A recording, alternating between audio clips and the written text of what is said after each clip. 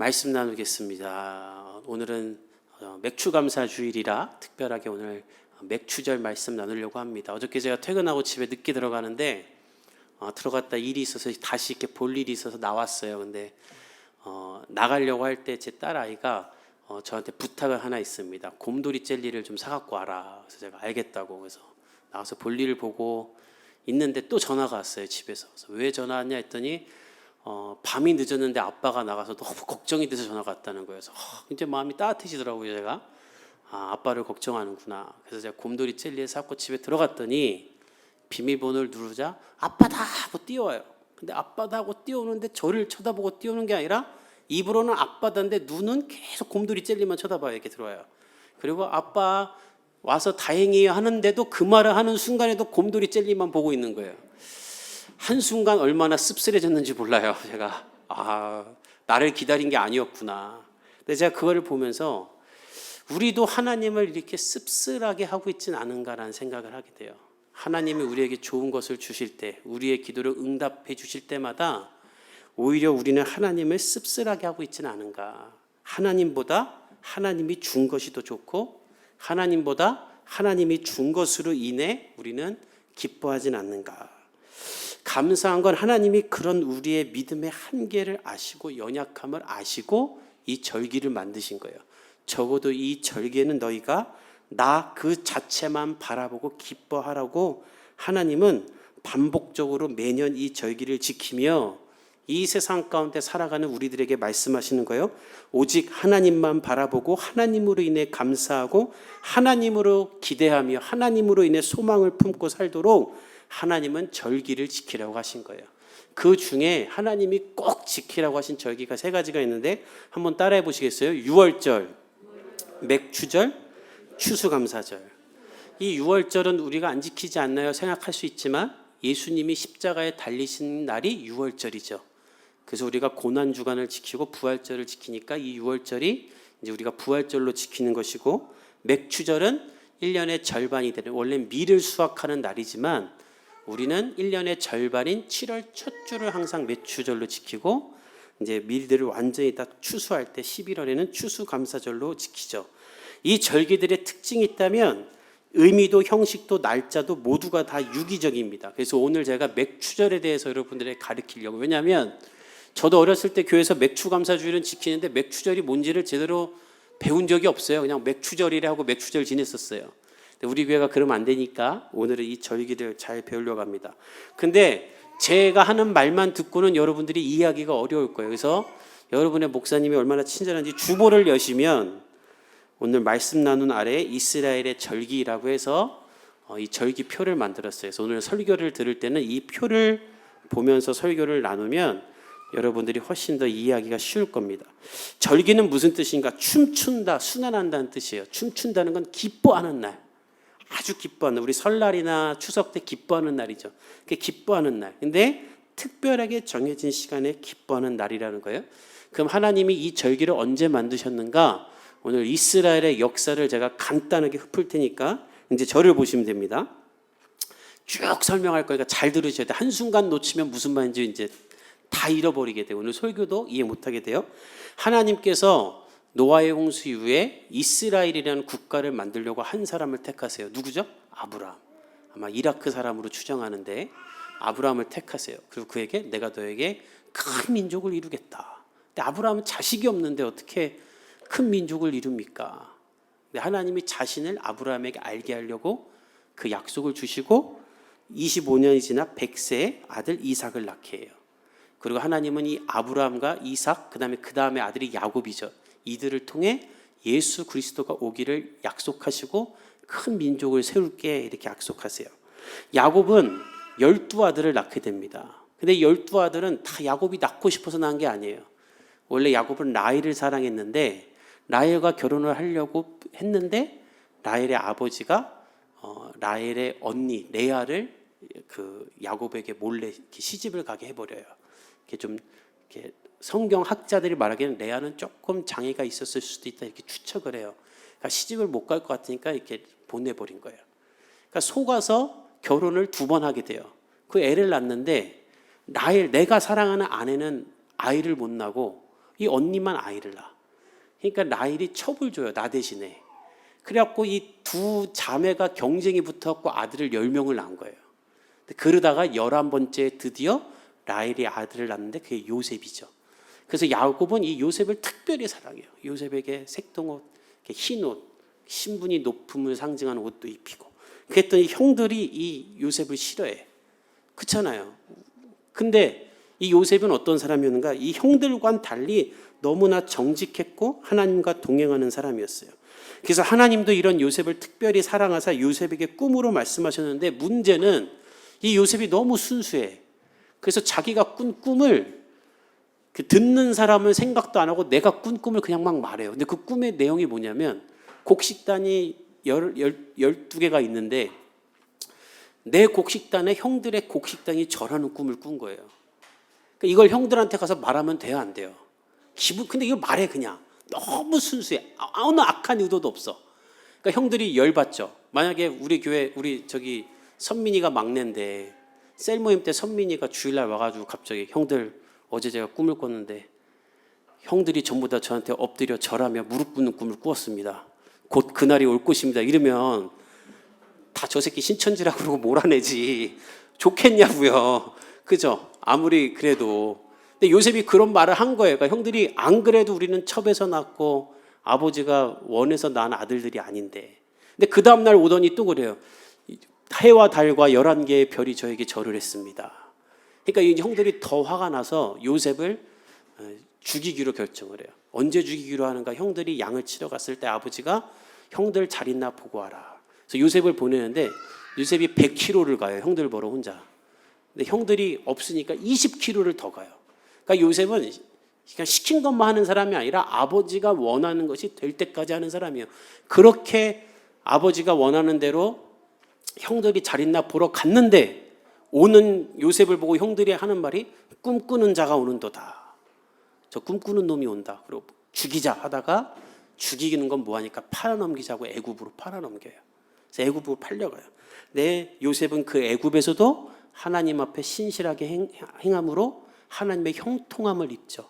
노예로 팔려가는데 장군의 집에 총무가 되고 또 억울하게 감옥에 갔는데도 거기서도 총무가 되고 하나님이 주시는 꿈을 해석할 수 있는 능력이 되고 지혜가 있음으로 말미암아 애굽의 총리까지 돼요. 왜냐하면 큰 흉년을 막을 대비책을 세웠기 때문에. 그러니까 하나님의 기적적인 역사로 요셉은 총리가 되죠. 그때 야곱과 아들들이 살던 가나안 땅에 흉년이 와요. 그래서 야곱이 형들에게 말하기를, 야, 먹을 것이 없다. 다 죽게 생겼는데 가만히 있냐? 애굽에 먹을 게 있다니까 가지러 가라. 그래서 다 가요. 내 동생 요셉이 거기서 총리가 하고 있을 줄은 꿈에도 상상 못하고, 그때 요셉은 형들을 용서하고 앞으로 흉년이 계속될 것이니 아버지 야곱과 모든 가족들을 애굽으로 오게 합니다. 그리고 고센 땅이라는 한쪽 모퉁이에서만 살게 해요. 왜? 애굽 사람과 섞이지 않고 하나님만 섬기는 민족이 되게 하려고. 그래서 하나님은 이 75명이 한 민족을 이루어 살게 하는데 야곱의 이름은 이스라엘로 바꾸시는 거예요. 그래서 지금 이스라엘이라는 국가 이름은 원래 야곱의 이름이에요. 그래서 이스라엘이 되고 야곱의 10명 그리고 요셉의 아들 둘은 12지파를 이뤄서 이스라엘의 그 민족을 이루게 되죠. 그렇게 400년이 지나서 시간이 지났더니 이들이 200만 명이나 돼요. 그리고 요셉을 알지 못하는 왕이 400년이 지나 나타나서 보니까 아니 우리나라에 저 이스라엘 사람들 너무 많아. 우리를 위협할 정도야. 안 되겠다 싶어서 막 남자아이는 다 죽이기도 하고 안 되겠다 싶어서 막 노역을 시켜요. 재산도 안 주고 막 고생을 시켜요. 근데 자꾸 늘어나. 어떻게 해야 될까 할 때 더 가중한 막 노역을 시키죠. 그러니까 이스라엘 백성들이 너무너무 고통스러웠어요. 그때 하나님은 이스라엘 백성들을 구원하기로 결단하시고 모세라는 한 사람을 세워서 이스라엘 사람들을 애굽에서 다시 가나안 땅으로 출애굽시키시는 거예요. 그게 출애굽기예요. 그 출애굽기에 무슨 내용이 있냐면 이스라엘 사람들이 가나안 땅으로 가려고 할 때 바로 왕이 안 내보내주자 하나님이 10번을 심판하세요. 처음에는 뭐 강물이 피로 변하고 개구리가 나오고 우리 몇 년 전에 메뚜기 떼가 그 아프리카 막 덮어갖고 난리 났었죠. 그런 메뚜기 떼가 애굽을 덮기도 하고 그러다가 마지막 10번째 재앙은 무엇이었는가? 모든 처음 난 것들, 동물이고 장자고 다 죽이는 벌을 하나님이 계획하시는데, 그때에 하나님이 이스라엘 백성에게만 말하세요. 문설주에 어린 양의 피를 바르는 사람의 집에는 죽음이 지나갈 것이다. 그래서 그렇게 되죠. 그 날을 기념하는 게 유월절이에요.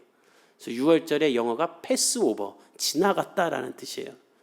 그래서 매년 3, 4월이 되면 그것을 기념하며 죽음이 우리를 지나갔다. 그리고 이 유월절에 어린 양 예수 그리스도가 우리를 위해 죽으심으로 우리를 죽음에서 건져내신 구원의 날이 되죠. 그래서 매년 이 유월절을 지키는데, 그 유월절 때 또 지키는 절기가 있어요. 유월절 안에 속해 있는 절기, 바로 무교절이라는 거예요. 이건 뭐냐면 하나님이 그 심판하는 날 밤에 너희는 띠를 띠고 급하게 쓴나물과 누룩을 넣지 않은 빵을 먹으라고 하셨어요. 그래서 그게 명절 음식처럼 먹는 거예요. 우리 뭐 추석에 송편 먹고 설날에 떡국 먹듯이 그 무교절이 있어요. 그리고 이 유월절 안에 또 하나의 절기가 있는데, 3, 4월이 되다 보니까 그때 보리를 처음 수확해요. 근데 이게 어떻게 보리를 수확하게 되냐면, 이스라엘 백성들이 그렇게 출애굽을 하는데 하나님이 가나안 땅을 점령을 하고 있는데 가나안에 있는 사람들이 너무 무서우니까 우리는 못합니다라고 하나님의 말씀에 순종을 하지 않아요. 그래서 40년을 하나님이 광야에서 뺑뺑이를 돌립니다. 광야에서 40년 동안. 그러다가 가나안 땅에 들어가서 농사를 지었는데 첫 보리를 얻은 거예요. 그러니까 얼마나 감사해. 떠돌던 우리 민족이 이렇게 첫 열매를 얻으니, 그 첫 열매를 바친 게 바로 초실절이에요. 그 다음에 7주 뒤에 있는 절기, 보리를 먼저 수확하고 7주 뒤에 밀을 수확하는 절기가 바로 맥추절인 거예요. 오늘 우리가 읽은. 그래서 우리 이것을 오늘 이제부터, 여기까지가 서론이에요. 다 이해했어요? 이해 안 했는데 했다고 하는 거지. 안 했다 그러면 내가 또 할까 봐. 이해 다 했죠? 주보를 보면 알 거예요. 여기 있으니까. 그래서 오늘 이제 7주가 지나서, 초실절 이후에 7주가 지나서 맥추절은 어떻게 지켜야 되는지를 하나님이 알려주는 거예요. 우리 9절부터 10절까지 한번 읽어봅시다. 시작. 7주를 셀지니 곡식에 낯을 대는 첫날부터 7주를 세워 내 하나님 여호와 앞에 7.7절을 지키되 내 힘을 해하여 자원하는 예물을 드리고. 자, 맥추절과 7.7절과 오순절은 주보했지만 다 같은 날이에요. 밀을 처음 수확하기 때문에 맥추절이라고도 하고, 초실절로부터 7주 뒤에 7일간 지키니까 7.7절이라고도 하고, 초실절로부터 날수로 하면 7, 7에 49잖아요. 49일 다음에 지키니까 50일째 열리는 절기다 해서 오순절이라고도 해요. 다 같은 말이에요. 밀을 처음 수확하는 날인데, 하나님께서 이 맥추절을 어떻게 지키라고 하는가? 그냥 내가 정한 절기니까 그냥 맥추 감사 헌금 내면서 절기니까 그냥 지켜라, 이게 아니라 너희는 이 절기를 7주 동안 기대하고 기뻐하며 준비하고 이 맥추절에 마음껏 즐거워하라고 하나님이 말씀하시는 거예요. 그게 9절에 있는데, 하나님께서 7주를 세라고 말씀하시잖아요. 이 세다라는 말의 원문을 보면 너를 위해 세라, 너를 위해 매일매일을 세라라는 말이에요.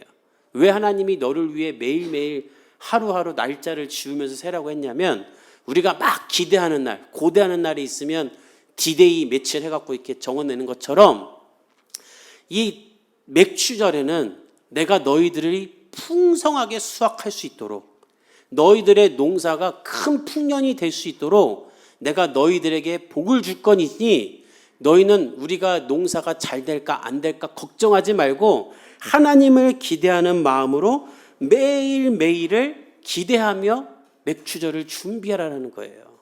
사실 농사는 노력한 만큼 거둬들이기 어렵죠. 내가 열심히 해도 비가 내리지 않거나 혹은 폭우가 내리면 망치는 것이 농사이지 않습니까? 제가 포도 농사 하시는 분의 집에서 10년을 살았어요. 포도밭은 한 3, 4천 평 될 거예요. 그리고 위 아저씨 살고 아래 집 제가 사는데 매년 이제 8월에 포도를 수확해요. 그러면 저희 집 현관에다 엄청 많이 놓고 가세요. 근데 제가 이제 받고 감사합니다 하면 꼭 저도 이제 인사치레 물어보죠. 올해 농사 잘 됐나요? 그러면 그분은 항상 매년 최선을 다해 열심히 하시는 분인데 매년 말이 달라요. 올해는 비가 와서 좀 당도가 떨어져. 올해는 알이 많네. 그분은 항상 열심히 하지만 이 농사라는 것은 내가 열심히 한 것대로 거둘 수 있는 것이 아니에요. 이스라엘 백성들도 그랬어요. 그래서 그들은 처음에 보리를 수확한 다음에 이제 주식인 밀을 수확하기 전까지 7주 동안 늘 근심하고 염려했던 거예요. 우리가 풍성히 밀을 거둘 수 있을까? 1년치를 거둘 수 있을까? 올해 흉년이면 어떡하지? 그런 우리를 향해 하나님이 말씀하시는 거예요. 내가 너희를 충만히 채울 것이니 고민하지 말고 염려하지 말고 너희는 나를 바라보며 기대하는 마음으로 7주를 매일 세라라는 거예요. 올해 밀농사가 잘 될까 걱정하지 말고 내가 할 일을 바라보라. 여러분의 인생에도 남은 6개월 동안 이런 믿음이 있을 수 있기를 예수님의 이름으로 축복합니다. 그러니까 맥추절은 너무나 기쁜 날인 거예요. 그걸 기다리는 것도 기쁜 거예요. 그리고 맥추절이 되면 어떻게 감사해야 되는가? 우리 10절을 다시 한번 읽어봅시다. 시작. 내 하나님 여호와 앞에 칠칠절을 지키되 자원하는 예물을 드리고. 하나님을 기대하며 7주를 보낸 뒤에 다 같이 밀을 수확합니다. 하나님이 복을 주실 것을 기대하면서 수확하는 것이죠. 하나님을 실망시키지 않고 복을 주세요. 그러면 그 복을 받은 대로 각자 받은 대로 자원하는 마음으로 예물을 드리라는 거예요. 굳이 하나님이 왜 예물을 내라고 했는가? 너에게 복 준 사람이 누구인지 망각하지 말고, 혹은 넉넉해짐으로 말미암아 다른 존재에게 마음을 뺏기지 말고 우리가 계속해서 하나님을 바라볼 수 있도록 하나님은 이 예물을 내라고 한 거예요. 그 이상도 그 이하도 아니에요. 우리가 헌금을 할 때 잘 기억할 거 있어요. 저를 한번 보겠어요? 제가 개척하고 헌금 얘기 한 번도 안 하고 앞으로도 안 할 건데 본문에 있으니까 하는 거예요. 뭐 여러분이 헌금을 얼마나 든 그건 여러분이 하나님 앞에 믿음에 따라 하시기 바랍니다. 하나님은 다만 거지도 아니고 여러분이 돈을 줘야 되는 분도 아니에요. 여러분의 헌금이 필요한 분도 아니에요. 하나님이 만약에 물질을 원하는 분이라면 오늘 성경이 이렇게 기록하지 않았을 거예요. 오늘 성경을 보세요. 각자가 알아서 자원하는 마음으로 정성껏 내라고 했겠습니까? 사이비 교주처럼 야 내가 니네 축복해서 거뒀으니까 절반은 내라 이렇게 하겠지. 근데 오늘 하나님 어떻게 하냐면 하나님이 예물을 낼 때의 하나님의 전제 조건이 뭔지 아세요? 내가 먼저 너에게 복을 주겠다라는 거예요. 무당들은 이러지 않죠. 거짓신들은 이러지 않죠. 야 먼저 돈을 내라. 그럼 내가 너를 축복해 줄게. 근데 우리 하나님은 그게 아니에요. 내가 먼저 너에게 복을 줄게. 그리고 너희는 그 복을 누려. 그 다음에 그것에 대한 감사를 각자가 알아서 정성껏 마음을 다해 드리라는 거예요. 그래야 내가 받겠다라는 거예요. 많이 준다고 받는 것도 아니고 적게 낸다고 안 받는 것도 아니라 다만 너희가 마음을 담아 내라는 거예요. 여러분 사람도 누가 커피를 주는데 나 먹으라고 정성껏 사갖고 와서 주는 커피 한 잔이랑 그냥 커피를 샀는데 하나 남아가지고 하나가 남았는데 또 마침 나를 봤어. 야 남는데 너 하나 먹어라 이거 주는 거라 여러분 같아요? 똑같은 4,000원짜리 커피여도 다른 커피잖아요. 하물며 하나님 앞에 드리는데 아유 오늘 10,000원이 있네요 주님 이렇게 넣는 거랑 전날부터 준비해서 하나님 앞에 드린 거랑 같냐라는 거예요. 하나님은 나에게 정성껏 내라는 거예요. 금액이 문제가 아니라는 거예요. 이 말을 예수님도 하세요. 누가복음에 보면 예수님께서 하루는 성전에 헌금 내는 사람을 보세요. 부자들이 헌금을 많이 내. 그러니까 예수님이 그걸 봐요. 그러다가 갑자기 가장 가난한 여인이 와요. 그래서 헌금을 내는데 2렙돈, 우리 돈으로 따지면 한 870원에서 1,000원 정도 되는 돈. 이 2렙돈은 헌금을 낼 수 있는 가장 최소한의 금액이에요. 당시에. 그거를 어떤 한 여인이 내요. 그랬더니 예수님이 그걸 보고 무슨 말 하냐면 저 여인이 가장 많이 냈다 그러세요. 왜? 그 여인은 자신의 마음을 드렸어요. 오늘 생활비예요.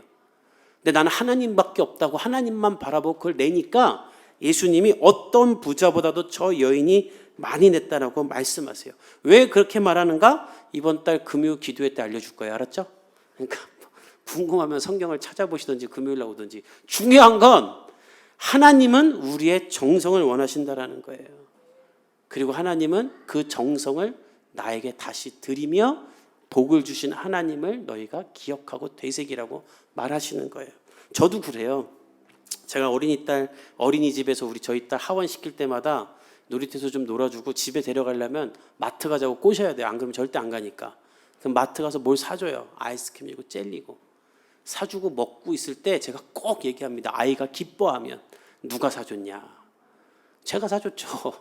근데 제가 왜 생색내면서 그걸 물어보냐면 아이가 아빠가 사줬어요, 고마워요라고 말할 때 제가 좋은 거예요. 내가 이 아이에게 좋은 아빠가 되어줬구나. 하나님도 그런 거예요. 하나님이 주신 복을 우리가 누리고 이 복은 하나님이 주신 겁니다라고 다시 고백할 때 그래, 나는 너에게 항상 좋은 아버지로 좋은 하나님으로 있을 거야 라고 말하며 하나님이 기뻐하시기에 이 예물을 받으시는 거예요. 그리고 하나님은 또 한 가지를 우리에게 맥주절에 명령하셨어요. 그것은 무엇인가? 너희끼리만 즐기지 말고 나그네와 고아와 과부도 함께 불러 이 맥주절을 지키라는 거예요. 그것이 11절에 있어요. 우리 다 같이 큰 목소리로 오늘 본문 11절을 읽어봅시다. 시작. 너와 내 자녀와 노비와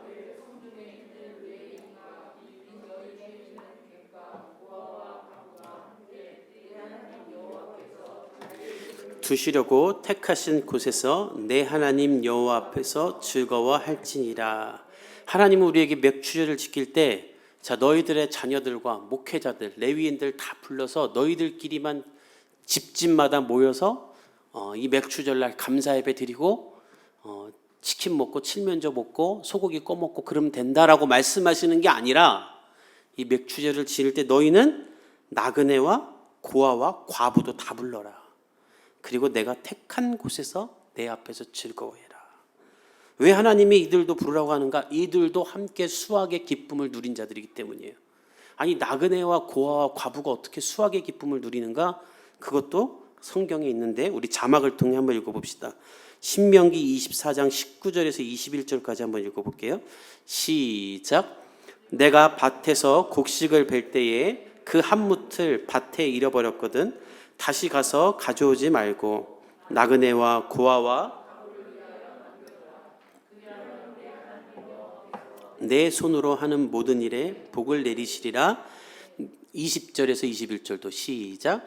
내가 내 감람나무를 딴 후에 그 가지를 다시 살피지 말고 그 남은 것을 객과 고아와 과부를 위하여 남겨두며 내가 내 포도원의 포도를 딴 후에 그 남은 것을 다시 따지 말고 객과 고아와 과부를 위하여 남겨두라. 하나님이 이 맥주절에 곡식을 거둘 때 한 가지 법칙을 정하셨어요. 무엇인가? 이렇게 밀을 막 재배할 때 이렇게 막 한 다음에 한쪽에 모아놓고 나중에 담잖아요. 근데 그러다 보면 담아놓은 거를 놓고 올 수가 있잖아요. 몇 자루 정도.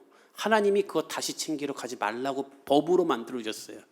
그리고 아까 봤지만 감람나무를 딸 때 나무 열매를 막 따요. 한번 따고 안 딴 게 있나 한번 다시 돌아봐야 되잖아요. 하나님이 그 돌아보지 말라라는 거예요. 포도를 딸 때도 한 번 땄으면 두 번 따지 말라라는 거예요. 왜 두 번 따지 마는가? 다 남겨두고 딱 한 번만 따고 다 남겨둬라. 그리고 너희들이 따고 나간 그 자리에 나그네들과 과부와 고아들, 땅이 없어 농사를 지을 수 없는 사람들, 구조적으로 가난할 수밖에 없는 사람들이 들어가서 너의 밭에 있는 남은 곡식과 열매들을 다 가져갈 수 있도록 너희는 딱 한 번만 따라고 하나님이 명령하셨어요. 하나님의 복지 제도죠. 그러니까 여러분들 하나님의 말씀이 들어가고 교회가 들어가는 국가들마다 가난을 탈피하고 잘 살게 되는 이유는요. 성경은 가난한 사람을 끌어올리는 이 구조를 만들어요. 사람들의 사회를. 우리나라가 지금 왜 어려운 거예요? 여러분, 나라가 망하는 거는요. 특정 다수가 너무 많이 가졌을 때 나라가 망해요. 필리핀이 그래서 망했고요. 우리나라도 지금 왜 어려워요? 집을 하나만 가지면 되지. 막 10개씩 빌라를 1000개 가진 사람도 있다면서요, 우리나라에. 그러니까 하나님은 그렇게 하지 못하게 하신 거예요. 너 필요한 만큼만 걷어라. 복은 내가 준 거니. 그리고 맥주절에는 너의 밭에서 그렇게 추수한 사람들도 다 불러서 함께 기뻐하라라고 말씀하시는 거예요. 그러니까 이런 거 보면 우리 하나님 너무 좋지 않으세요?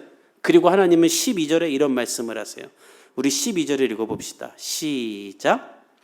너는 애굽에서 종 되었던 것을 기억하고 이 규례를 지켜 행할지리라. 하나님께서 이 말씀하시면 이런 말씀하세요. 자, 너희가 원래 애굽에서 종이었던 것을 기억해라. 이제 땅이 생기고 밀과 보리가 있고 양과 소가 넘쳐날지라도 너희가 400년 동안 애굽에서 살았던 것을 기억해라. 하나님의 주권적인 구원의 역사가 아니었다면 애굽의 노예 신분에서 벗어날 수 없었던 너희, 아무리 수고하고 땀을 흘려도 정당한 대가를 얻을 수 없었던 너희, 이 77절 맥추절을 지킬래야 지킬 수 없었던 너희의 과거를 기억하며 이 맥추절에는 어려운 사람들도 불러 함께 하나님 앞에서 즐거워하라고 우리에게 말씀하시는 거예요. 오늘 이 맥추절을 보내면서 우리가 무엇을 해야 되는가? 전 여러분이 두 가지를 기억하기 바랍니다. 첫째, 남은 2022년 6개월 동안 두려움과 염려로 사는 것이 아니라 하나님을 기대하며 감사하기로 결단하는 여러분 되기를 예수님의 이름으로 축복합니다. 그렇게 6개월을 세세요. 하나님 저를 어떻게 축복하실 겁니까? 전염병과 전쟁과 기근에서도 우리를 지키셨던 하나님이 남은 6개월도 여러분들을 채우시고 기뻐하시고 충만케 해주실 줄 믿습니다. 또 기억할 것이 있어요. 나눌 준비를 하는 사람이 되기를 간절히 바랍니다. 아까도 말했지만 나라가 어려워지고 망하는 이유는 혼자 가지는 사람들이 많을 때예요. 하나님은 그래서 말하세요. 2번 추수하지 말라. 우리도 마찬가지예요. 열심히 절약해서 살지만 지독하게 살지 않기를 바랍니다. 베풀고 나누고 하나님의 사랑을 전하기 위해 사세요. 오늘 성경에 보면 그렇게 살 때 내가 복을 주겠다라고 하나님 말씀하세요. 여러분 저를 한번 보세요. 여러분이 하나님이라면 내 밭에 있는 거니까 내가 다 가져야 하자고 2번, 3번 수확하는 사람을 복 주시겠어요? 아니면 한 번만 수확하고 나머지는 가난한 사람들 가져가라고 내버려 두는 사람을 하나님이 더 복 주시겠어요? 후자인 사람을 복을 주면 줄수록 가난하고 궁핍한 사람들이 더 잘 살 텐데 하나님이 그 사람 복을 주지. 그게 나와 있는 성경이 룻기예요. 룻기의 보아스가 그렇게 행해요. 그리고 하나님이 보아스를 통해 다윗이 태어나게 하고 예수님이 태어나게 하세요. 전 여러분들이 그런 사람들이 되기를 축복합니다. 그래서 저희 교회가 준비했어요. 올 여름에 저희가 여러분들 다 휴가 갈 거 아니에요. 이제 코로나 끝나서. 우리끼리만 우리 가정만 좋은데 휴가 가면 되냐. 그래서 올 여름에 8월 달에 저희가 후원하는 프레밀리라고 다문화 가정 아이들, 그 아이들 섬기러 아웃리치를 하러 가려고 그래요. 주일에 예배드리고 세리머니만 하고 거기 가서 제가 물어봤어요. 올 여름에 애들 뭐 해주면 좋을까요? 보통 중고등학생 아이들인데 우리나라 아이지만 엄마가 필리핀 혹은 베트남인 분들의 아이들이에요. 그리고 아빠랑 같이 안 사는 친구들이 많아서 우리는 그냥 할 수 있는 것을 잘 못해요.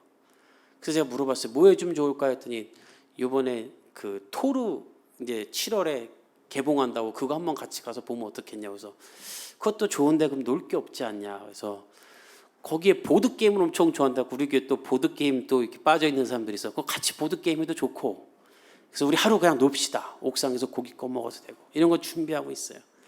여름이라고 우리끼리만 우리 가정끼리만 노는 게 아니라 우리 주변의 이웃들을 돌보는 것, 이것이 우리가 하나님의 자녀로 사는 겁니다. 다 같이 갈 줄 믿습니다. 그렇게 사는 여러분이 될 때 하나님이 여러분을 복 주시고 축복하실 줄 믿습니다. 우리 함께 기도하겠습니다.